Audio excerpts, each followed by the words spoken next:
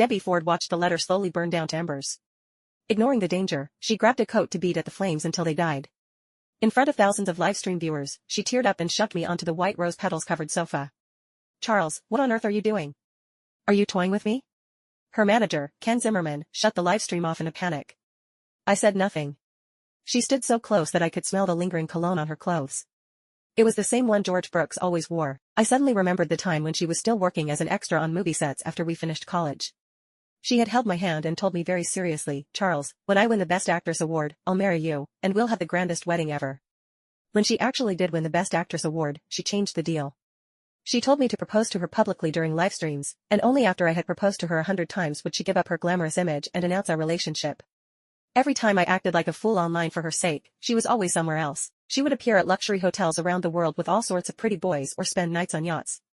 She even ran off to get married and then divorced immediately in Ghana, just to experience the local marriage culture. Something I longed for seemed to be so easily attainable by others. The thought pulled a bitter smile across my face.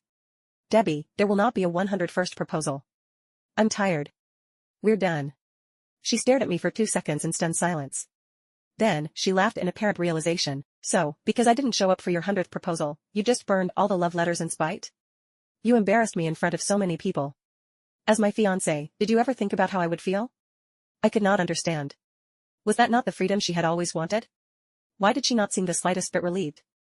If she had spoken to me like that in the past, I would have humbled myself and begged her for forgiveness. But my heart had long shattered beyond repair. All I felt was numbness, and I said nothing. More importantly, I did not want to waste whatever time I had left on her. The 100th proposal has ended.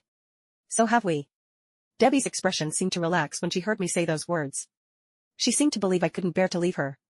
"Don't be dramatic, Charles. We've been together for 7 years, and you think you can just walk away like that? Don't worry. When you propose for the 101st time, I'll say yes. You'll get to salvage your dignity." I remained silent. I slipped off the ring she had handmade for me and tossed it into the trash, right in front of her. Then, I turned and left. Ken hesitated.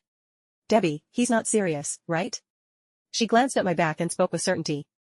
"In 3 days, he'll come back crying and begging me to marry him.